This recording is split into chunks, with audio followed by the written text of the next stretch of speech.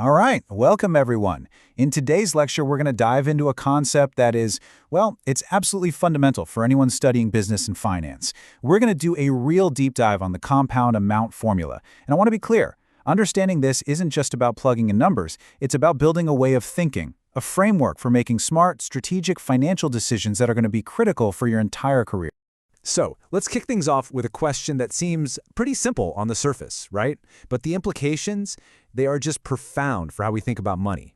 Is $1 right here in your hand today more valuable than the promise of getting that exact same dollar, say, a year from now? This very question is the jumping-off point for our whole discussion today on what we call the time value of money, a principle that, and I'm not exaggerating, is behind almost every major financial decision out there. So here's our game plan for today. We're going to start with that core principle, the time value of money, to really lock in the foundation. Then, we're going to carefully take apart the compound amount formula, piece by piece, so you know exactly what each part does. From there, we'll jump from theory into practice with a detailed 5-year business scenario. We'll also spend some important time on the common mistakes people make so you can avoid them. And finally, we'll zoom out and talk about why this formula is such a crucial part of the toolkit you're building as a future business leader.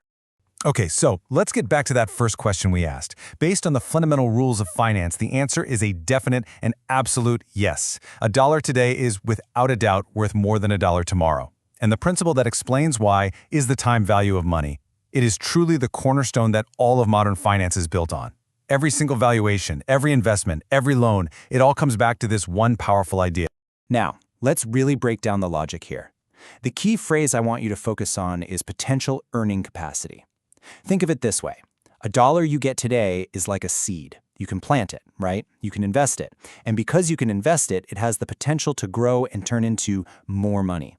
But a dollar that's just promised to you a year from now, that's just the promise of a seed. It hasn't been planted. It has lost a whole year of potential growth. And that lost opportunity to earn a return, that's exactly why today's money is more valuable.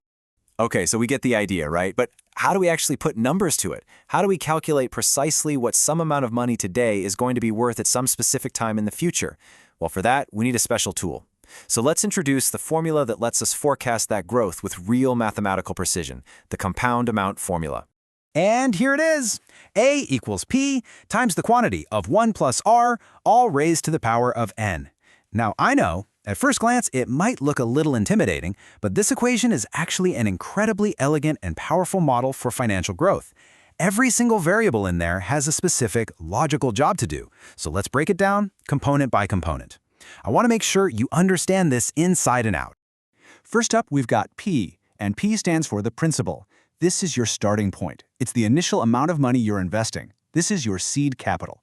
It doesn't matter if it's $100 you're putting into a savings account or $1 million corporate investment. The principal is always that foundational amount that all the future growth is built on.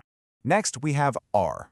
R is the interest rate, and you can think of this as the engine of your investment's growth. It's the percentage return you're earning in each period. Now, here's a pro tip, something that trips a lot of students up, so listen closely. You must always express this rate as a decimal in the formula. So for example, if you have an annual interest rate of 8%, you have to write it as 0.08. Get that wrong, and your whole calculation will be. And that brings us to our last piece of the puzzle, N, for the number of periods. This variable is all about time, the critical ingredient that allows for growth. But more specifically, N isn't just years, it's the number of times that the interest you've earned gets calculated and then added back to your principal. And that process, that reinvestment, is where the real magic of compounding happens. It's how your interest starts earning its own interest, which leads to that incredible exponential growth. You know, when you put these three things, P, R, and N, together, the effect is just huge.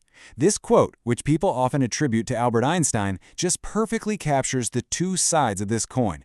As someone heading into the business world, your goal is to make sure you and your company are on the side that understands compounding and uses it to build wealth. Okay, enough with the theory. Let's get our hands dirty. I want you to put on your CFO hat for a minute. Imagine you're in the boardroom. There's a big decision on the table about what to do with some extra cash.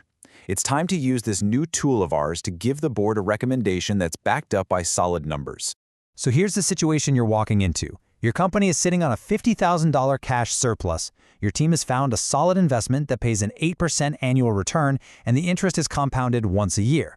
Now, the board has come to you with a question. What will that $50,000 be worth in 5 years? And this isn't just a random question. The money from this investment is meant to fund a brand new, absolutely critical R&D project. The future of a key company innovation depends on you getting this forecast right. So let's do this together step by step to make sure we're precise. First, we assign our variables. Our principal, P, is $50,000. Our annual interest rate, R, is 0.08. And because interest is compounded annually for 5 years, our number of periods, N, is 5. Simple enough. Step 2. We always do the parentheses first. 1 plus 0.08 gives us 1.08. Now that number, 1.08, is our growth factor for just 1 year. Step 3, we apply the exponent. We take that 1.08 and raise it to the power of 5. This is what calculates the total growth over all 5 years, with all the compounding included, and that gives us about 1.4693. Finally, step 4, we take that total growth factor and multiply it by our original principal. And there we have it. The calculation shows our initial $50,000 investment will grow to about $73,465 over those 5 years. Now, this is not just some number on a spreadsheet. This is a strategic asset. You can walk into that boardroom and say with real confidence, based on our analysis, we project that in 5 years, we will have over $73,000 ready to fund that R&D project. See? That's how we use math to build actionable business strategy. Now, getting the right answer here is, well, it's everything. In a real business setting, a little calculation mistake can snowball into a massive forecasting error, and that can lead to some really bad decisions. So let's spend a few minutes talking about the common pitfalls with this formula, so you can make sure you avoid them. Okay, mistake number 1, and this is probably the most common one I see, is forgetting the proper order of operations. You know, PEMDAS or BODMAS, however you learned it. It is absolutely critical that you solve what's in the parentheses and then apply the exponent before you multiply by the principal. That whole part of the equation, the 1 plus r to the n, that's your total growth factor. You have to figure out that growth factor first, and only then can you apply it to your initial investment.